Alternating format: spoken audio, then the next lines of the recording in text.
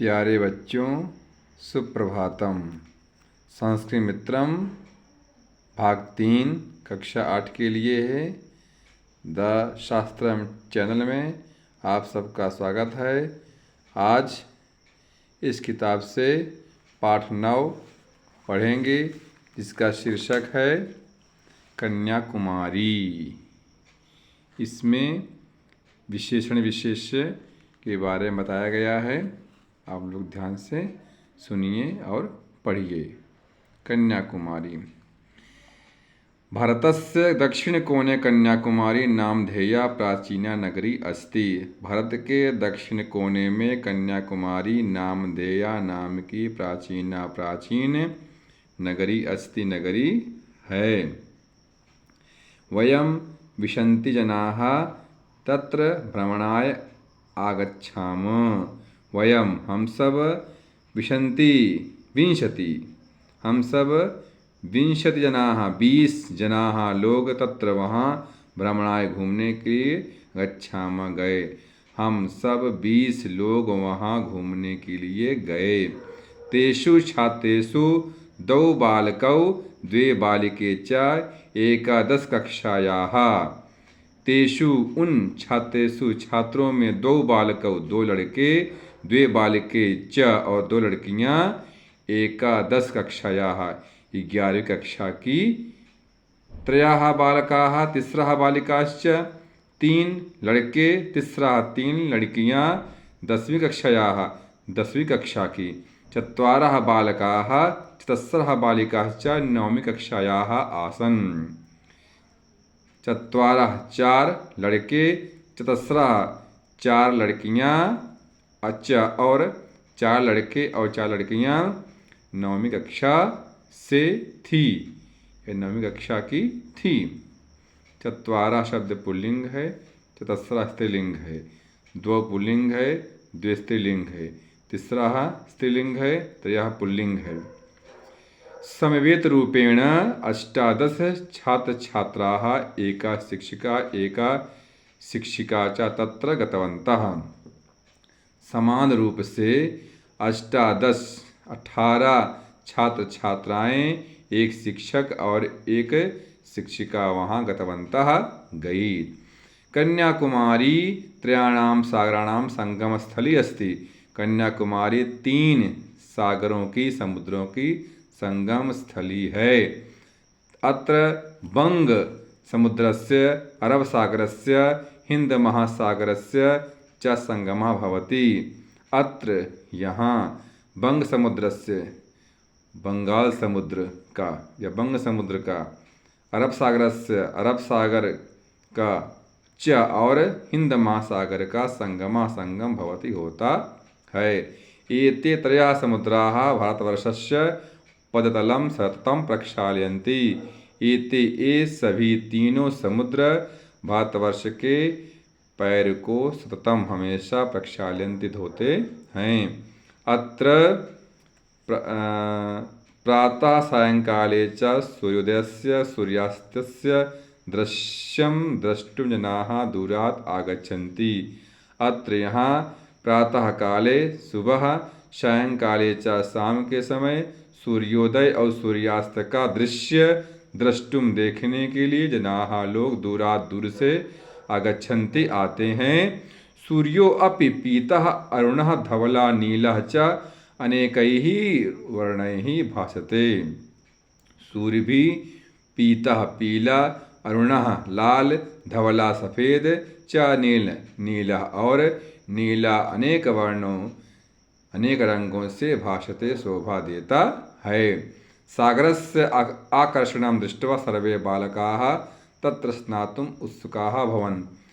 समुद्र सागर के आकर्षण को दृष्ट्वा देख करके सभी बालक तत्र वहाँ स्नान करने के लिए उत्सुकाः भवन्, उत्सुक हुए या उत्सुक हो गए। घंटार्ध पर्यंतम ते तत्रैव। घंटार्ध अर्थात आधा घंटे तक, आधा घंटा पर्यंत। ते वे सब तत्रैव वहीं। अगले पेज चलते हैं। वहीं जल क्रीडाम अकुर्वन्, पानी में खेले, जल क्रीडा किए। अनंतरम शिक्षकस्य शीटिकां श्रुत्वा ते बहिः आगतवन्तः, उसके बाद शिक्षक की सीटी सुनकर ते वे सब वही बाहर आगतवन्तः आए। शिक्षिका अवदत्, शिक्षक ने कहा, यत् कि सर्वे आगतवन्तः, सभी आ गए हैं। अर्जुन गणित्वा वद, हे अर्जुन गिन करके बताओ, वद बताओ। अर्जुनः बालकान् गणयति, अर्जुन बालकों को गिनता है। एकः द्वौ त्रयः चत्वारः पञ्च षट् सप्त अष्ट इति, 1 2 3 4 5 6 7 8 ऐसा गणित्वा गिन करके सह अकस्मात् उच्चैः वदति, गिन करके वह अचानक जोर से बोलता है, महोदय एकः बालकः नास्ति, हे महोदय एक बालक नहीं है, नास्ति नहीं है।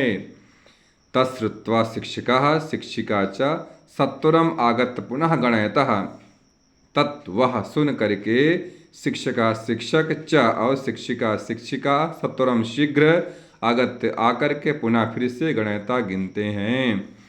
वह सुन करके शिक्षक और शिक्षिका सत्वरम शीघ्र आकर के फिर से गिनते हैं। शिक्षिका कथयति, शिक्षिका कहती है, यत् कि सर्वे अत्रैव आसन्, सभी यहीं थे, आसन मीन्स थे, परंतु अर्जुनः स्वस्य गणना एव न कृतवान्, परंतु अर्जुन ने स्वस्य खुद की अपनी गणना गिनती ही न कृतवान् नहीं किया। इतस्मात् कारणात् सप्तदश छात्राः एव गणयति स्म, इसीलिए इस कारण से 17 छात्र ही गणयति स्म गिनता था। अर्जुनम योजित्वा 18 बालकाः तु सन्ति एव, अर्जुन को जोड़ करके 18 बालक तो हैं ही। एवं श्रुत्वा सर्वे हसितवन्तः, इस प्रकार सुन करके सभी हंसने लगे। अत्रांतरे वयम विवेकानंद स्मारकम अगच्छाम, यहाँ से इसके बाद वयम हम सब विवेकानंद स्मारक अगच्छाम गए। अत्रैव स्वामी विवेकानंदः, स्वामी विवेकानंदः एक बारम आगतवान्, यहीं स्वामी विवेकानंद एक बार आए थे। समुद्र जले स्थितायां शिलायां उपविष्टः सः 3 दिनानि यावत् ध्यानमग्नः आसीत्, समुद्र जल में स्थित पत्थर पर या शिला पर उपविष्टः बैठे सह वे 3 दिनों यावत् तक ध्यानमग्न आसीत्, ध्यानमग्न थे। समुद्र जल में स्थित शिला पर बैठकर वे 3 दिनों तक ध्यानमग्न थे। वयम तत्र सूर्योदयस्य रमणीयं दर्शनं कृत्वा स्वामी विवेकानंद स्मारकस्य च दर्शनं कृत्वा धन्याः अभवाम। वयम तत्र, हम सब वहाँ, सूर्योदयस्य, सूर्योदय का रमणीयम सुंदर दर्शन कृत्वा करके स्वामी विवेकानंद स्मारकस्य, स्वामी विवेकानंद स्मारक का दर्शन कृत्वा करके धन्या भवाम, धन्य हो गए। इस प्रकार पाठ का हिंदी मत शब्दार्थ देखिए। दक्षिण कोने, दक्षिणी छोर पर, दक्षिण किनारे पर। संगम स्थली, संगम मिलने का स्थान। भ्रमणाय घूमने के लिए। प्रक्षालयन्ति धोते हैं। द्रष्टुम देखने के लिए। दृष्टुमुन प्रत्यय है, द्रष्टुम देखने के लिए। भासते चमकता है। घंटात् पर्यंतम आधे घंटे तक। सत्वरम जल्दी या शीघ्र। योजित्वा जोड़कर। श्रुत्वा सुनकर। स्मारकम स्मारक। उपविष्टा बैठकर। अरुणः लाल। धवला श्वेत या सफ़ेद। वर्णय ही रंगों द्वारा। पाठ का सार भी दिया हुआ है, आप लोग पढ़ लीजिएगा। अब चलते हैं हम लोग, इसमें गिनती दी हुई है। पुल्लिंग स्त्री नपुंसक लिंग। एकः एका एकम, द्वौ द्वे द्वे, त्रयः तिस्रः त्रीणि, चत्वारः चतस्रः चत्वारि, पंच पंच पंच। तीनों के लिए एक ही लिंग होती है 5 संख्या के बाद। अब आइए देखते हैं अभ्यास 2। अधोलिखितानां हिंद्याम अनुवादम कुरुत। निम्नलिखित का हिंदी में अनुवाद कीजिए। वयं 20 जनाः तत्र भ्रमणाय गच्छामः। हम 20 लोग वहाँ घूमने के लिए गए। मैंने लिख दिया है, आप ध्यान से देखते जाइएगा। कन्याकुमारीं त्रयाणां सागराणां संगमस्थली अस्ति। कन्याकुमारी 3 सागरों की संगम स्थली है। सागरस्य आकर्षणं दृष्ट्वा सर्वे बालकाः तत्र स्नातुम् उत्सुकाः अभवन्। सागर के आकर्षण को देखकर वहाँ नहाने के लिए, स्नान करने के लिए सभी उत्सुक हुए। गणित्वा सः अकस्मात् उच्चैः वदति, महोदय एका बालका नास्ति। वह गिन करके अचानक जोर से बोलता है, महोदय एक बालक नहीं है। अत्रैव स्वामी विवेकानंद एक बार गतवान। यहीं पर स्वामी विवेकानंद एक बार आए थे। फिर यहाँ दिया है अधोलिखिता नाम पर्यायवाचिनः लिखत। पर्यायवाची दिया हुआ है यहाँ पर पॉट में, वहाँ से लिखना है। शिक्षकः आचार्य गुरुः, समुद्रः रत्नाकरः वारिधिः मीन समुद्र, सूर्यः दिनकरः दिवाकरः, जलम आपः वारिः, जनः मानवः नरः। रिक्तस्थानी पूरयत। सूर्यः एकः भवति, सूर्य एक है, चंद्रमः अपि एकः भवति, चंद्रः अपि एकः भवति। सप्ताहे सब दिनानि भवन्ति। वेदाः चत्वारः भवन्ति, वेद 4 हैं। रावणस्य 10 मुखानि सन्ति, रावण के 10 मुख होते हैं। शिवस्य 3 नेत्राणि सन्ति, शिव के 3 आँख हैं, 3 नेत्र हैं।